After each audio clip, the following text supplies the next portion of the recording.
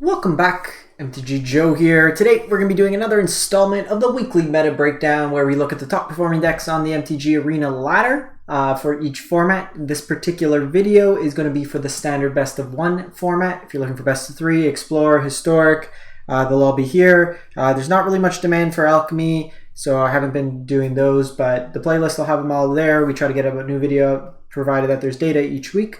To kind of look at it, and the data itself is coming from Untapped GG. It's the companion tool that you see on the screen. Tracks your win rates, loss rates, deck collections, gives you suggestions on what you can build, has in-game draft help and a whole bunch of other functions. A bunch of stuff is free to use. The link is in the video description, so you can click that link, set up, and get using this really helpful tool. In addition, I'll paste these deck lists in the video description. So just click see more, you can copy and paste them in. I'll also link if there's kind of gameplay videos of what I've played, like either the same list or very similar ideas. If you want to see a demo of it, I'll include that as well. It's kind of your one-stop shop to get everything you need for standard best of one in this case. So we are looking September 11th through September 18th. Platinum to Mythic rank, 280,000 games. So we'll jump into it. One thing, a quick favor, I'm closing in on 6,000 subs. If you do enjoy this type of content, it costs you nothing if you could subscribe to the channel. Also, if you can, just like the video. Again, costs you nothing and just helps with the YouTube algorithm, helps me keep going and putting these out weekly. So I try not to pitch it too much. I don't want to be one of those annoying like, comment, subscribe people every video, but getting close to another milestone, so appreciate the support if you can. So jumping into it, Mono Black was kind of the go-to for a couple weeks, but we got a new King of the Hill. Celesnia Enchantments is the top performing deck of the week, 73% win rate. And we got a couple, really only one new card in the deck. It's Leyline Binding. So 6 mana, flash, exile, kind of O-ring style effect, but it costs 1 less for each color of domain you have. So you'll notice there's some copies of Spara's Headquarters as well as Jetmir's Garden. So while this is a green-white deck, you can get domain of 4 colors in this deck. So this could potentially cost 2 mana, exile anything. And with these Celesnia colors, there's no pain land. So playing these is just additional color fixing. It also helps you cycle in the late game if you do flood out a bit. So what's the deck trying to do? Well, you have copies of Generous Visitor as well as Kami of Transience, which get bigger whenever you cast an enchantment. Everything else other than the Katildas are enchantments in the deck. So you're going to cast enchantments, you put counters on things, you get them really big. Jukai Naturalist reduces the cost. While this isn't like the runes version that we've seen in past standards where you combo out, cast a bunch of runes and go to town, it does let you kind of build a big board. You have copies of like Wedding Announcement to either draw cards or make tokens, Spirited Companion, draw some cards. We see Teachings of the Kirin in this deck. So mill 3, create a spirit, put a counter on a creature you control, and then when you flip it, it becomes a creature. And then you can either, when it attacks, exile a card from a graveyard. If you exile a creature, you get a 1/1 spirit, and if you exile a non-creature, you put a 1/1 counter on a target you control. So just kind of a counter sub-theme with the deck. To be honest, this is probably the first time I've read the backside of this card. I knew it exiled stuff in the graveyard, but cool seeing these Kamigawa sagas that we haven't really seen much play come into it. We have Katilda, the Dawnhart Martyr. So this is just a big chunker. Flying, lifelink, protection from vampires. There's quite a few vampires in the format. But then when it dies, so power toughness equals the number of enchantments you have, so it scales and gets bigger. It also is disturbed. You can cast it from your graveyard. So the milling, you're actually kind of pseudo drawing into the copies of Katilda. You can throw it on something big, and it gets flying and lifelink as well. You have Restoration of Eiganjo that helps you find lands. It can also like reanimate stuff through like discard, so you can get back any of these small creatures. Works really nice with Spirited Companion. Again, kind of a pseudo combo with Teachings. And that's pretty much the deck. Boseiju, Eiganjo, coming into that. We've seen some of these decks, but this one seems a little bit more thought through and refined than just the old deck with just 2 copies of Leyline that I've seen in past weeks. Moving up next, we have Mono White Aggro. So Mono White, we've lost a couple of the key cards like Luminarch Aspirin, Elite Spellbinder, but we still got a lot of good cards in it. We have Hopeful Initiate, Hotshot Mechanics really in here. There's no vehicles in this particular list. I've seen some play Bankbuster, but this is just a 1 mana 2/1. Decent attacker just to be aggressive. Guardian of New Benalia is a way that you can kind of have a protective spell. It also can enlist to get some power, discarding to give it indestructible. The discard works really nice with Sarah Paragon, because then you can cast it back from your graveyard, so you get that kind of synergy with being able to discard something, give it indestructible, and go to town.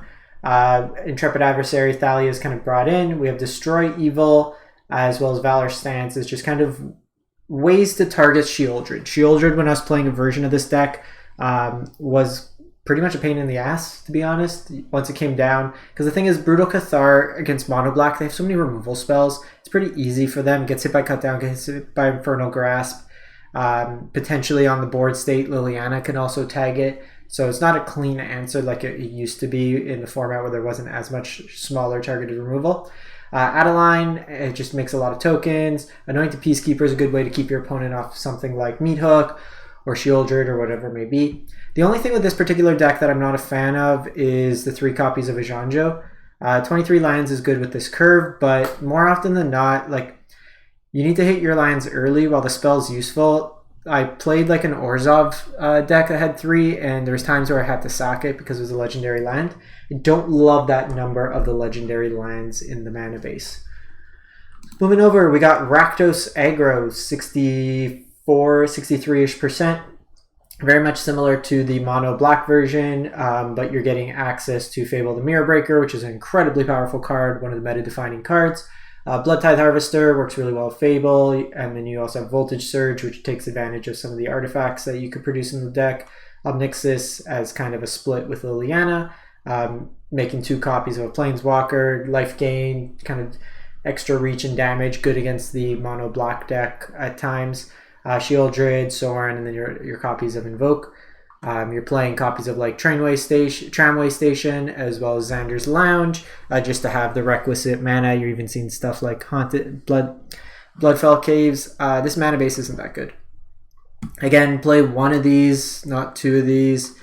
You should be playing 4 of these, and you should be playing 4 of the Pain Lines. So this mana base needs a little work. I could see some copies like some combination of 4 of these seems reasonable. I'd probably play like the Xander's Lounge 4 of, just to have a duel, because you do need 4 black, but you should be playing the Sulphurous Ridge or Falls, whatever it is, and then 4 of Haunted Ridge. It looks like this is more of a budgety mana base. Then we're moving to the kind of scary deck of the format. We've seen some tweaks with this particular list. So we're seeing still a combination of Cut Down, Infernal Grasp, some copies of Bankbuster, Meathook, Tenacious Underdog, Liliana, Shieldred, Sorin, and Invoke. This version's got a Braids in here. We've got some Jadar Ghoul Caller, Nephalia, making tokens, works really nice with Braids. March of the Wretched for some life gain. The One of Duress seems a little odd. Soul Transfer is a nice card in here. Again, like we've seen some of the list play some copies. I like the colorless land that you can sack to draw a card if you have an enchantment, or sack to draw a card if you have an artifact, or even sometimes you'll see Field of Ruin played in it, but I'd probably just play the 1 Takenuma. Again, like you don't want to draw these 2 because especially you want to hit your lands on curve, and with Liliana you're naturally going to be at times discarding extra lands in the deck. We see mono red aggro, so we've seen some variations. This particular version we got the Shivan Devastators as a 4 of, and you can see here like as an example the collection sinking. I'm missing 3 of these. If I want to build this deck, I have 22 mythic rares, so I can craft this deck. But we see Pit Fighter, Light Up the Night in this particular version. We're seeing 4 Planeswalkers, Kumano. No Phoenix Chick is interesting, opting to go with the Pit Fighter instead. I think I like Phoenix Chick better. It's also not a rare. But this kind of gets stonewalled by a lot of the ground creatures. Phoenix Chick can fly over Mono Black, and one of Mono Black's weaknesses is flyers. They can't really block on the ground, but like turn 2, this will get blocked. They got a lot of 3 power creatures. Bloodthirsty Adversary. Again, like with this card here, you have like 3 lightning strikes, and you can't really flash back the Light Up the Night with this particular thing. You usually see Play with Fire in that place. So some interesting choices there. You have Rendering Flame, which is an answer to Shieldred in the deck. Jaya's and Chandra's for kind of the grindier matchups. Squee coming back from your graveyard, along with Thundering Raiju and Reckless Stormseeker as some haste. Mana base seems fine here for this particular deck. We then move to Gruul Agro, 61% win rate. So it's kind of a pseudo-modified theme. So you have some copies of the Beast Caller that gets bigger. Iconoclast is a 2-mana spell or a 3-mana spell. Really flexible there. Rada gets around blockers. Is a way that you can kind of get around Shieldred at times. A lot of ways to put counters on things between Pack Leader, Kumano, the Beast Caller. So Kami's Flare can deal both the 3 damage plus 2 damage to the face. Stormseekers, Halanas, Raijus kind of at the top end. Some copies of Squee. Mana base looks good here. Again, I would probably opt to just play 1 Sokuzan. But we're seeing folks being a little bit riskier with their mana bases. We then move to Azorious Tempo. Actually, interesting. I own no Adhikar Wastes. I have like 90% of the collection, and I don't have these, which is interesting. This is Blue-White Tempo. So we have, it's kind of a Delver-esque deck without Delver. So you have Fairy Vandal that comes in at instant speed, gets bigger when you draw cards, plays nicely with like Illuminato Virtuoso, or like just the Connive features, powers this up. Stormchaser Drake also draws some cards. You have like Twin Blade Geist, which is a creature that can then also be disturbed. And then you just have like Combat Research, this is your card draw effects, like protection spells, tempo spells like Fading Hope, Homestead Courage, March, Shore Up, Slip Out the Back, Pierce. I don't know what this does. Target creature gets 1/0. If it was kicked, that creature blocks. So it's just a 1 mana cycle effect. Kind of paired in. Security Bypass from Blockable and Connive as well. And then decent mana base with this. The one thing I don't like, these decks always kind of feel like your opponent's either running you over, or like if they don't, it's the same with Auras and Historic. Either they're going to kind of kill you like really hard, or it's going to be like awkward when you kind of deal with their creatures, or depending on how the board kind of sets up. You mulligan a lot, I find, with these decks. We then go to Esper Midrange. So this is going to be using like a token sub-theme almost. So you have like Resolute Reinforcement. Fairy Seer is a card we're seeing a bit more play in actually, which is interesting. Works really nice with like Raffine, Kaido. You got the Wedding Announcements, Wandering Emperor, Shieldred, and then you got some counters and kill spells. Make Disappear, Infernal Grass, Make Disappear scales really nice with some of these other cards. Like this being a flash card, this being a flash card, this being a flash card, all plays really nicely. Avona's Vortex as well in there to kind of mix things in. And then lastly, these are some decks that either I've done well with or just were fun. So I went 7-2 with this particular list. It's a black-white list. The only change I would make is, again, the Eiganjo thing. I did the unthinkable thing of net decking a deck, and they played 3 Eiganjos, and I didn't realize, and it was really awkward. So I'd scale this back to 1 and then just play like another like 2 planes probably. But this deck, you got like Cut Downs, Infernal Grass, so it's got elements of the mono black deck. Then you got Cathar Commando that is just nice threat at flash speed. And then it also can be sacked to destroy artifacts or enchantment, Bankbuster, Fable, anything like that. You got some copies of Wedding Announcement, Wandering Emperor, again, just like flash elements. Edgar, there's not a lot of exile removal of mono black, so this just keeps coming back. Elspeth was really nice as well, just giving you like a big life-linking threat, flying, whatever it may be, kind of mixed into that. So I got 7 wins on a run with that. I lost to Mono Black and Grixis. And then I did a 6-win run with a bit of a brew. It is a self-mill Golgari deck, so you got like Death Bonnet Sprout, Urborg, Lermagoyf, Braids to sack stuff, Old Sticky Fingers. I'd probably play another Old Rutstein. This card was really good when we were playing. The Rithing Necromance were fine, but I think that just the stuff to enable the graveyard was really good. But this deck was fun. You have a really hard time beating a Shieldred, but you could just make your things really big at the same time. This was a really fun deck. The Thran Portals were awful. I'd probably take those out as well. This card is just garbage for all extents. I lost twice to Enchantments and then once to Mono Black with this. And then lastly, I only went 4-3 with it, but we had a couple close matches, and it was another deck that I enjoyed my time. So it's a Simic ramp deck that's using fight rigging to try to cheat into play Titan of Industry.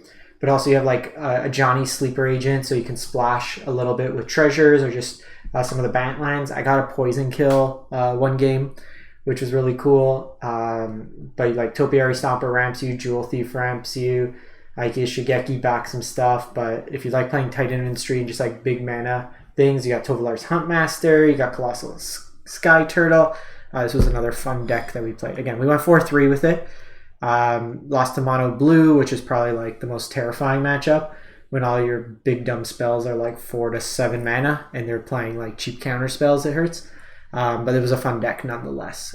So I'll start including these as well, like stuff we just played. There's gameplay on all these as well if you're interested to see how they play out. But that's it for the week. Let me know what you've been playing in Standard Best of 1. We're seeing a shift a bit in terms of the meta. It could be just folks are tired of playing mono black. Or we're seeing them adapt to just kind of the changes in the meta itself. But catch you next time. Like I said, appreciate if you can. If you haven't done so already, if you're enjoying this content, make sure to subscribe to the channel. Again, it's free. Drop a like. It helps generate interest in the videos for others. Helps the channel grow as well. Helps me kind of keep coming out with that. Like I said, I don't want to pitch this heavily, but I'm closing in on a milestone of 6,000 subs. Hoping to get to it ideally by the end of the month. That'd be pretty cool. And then trying to get to 7,000 by the end of the year. So thanks for watching, everyone. Hope you have a great one and stay safe out there.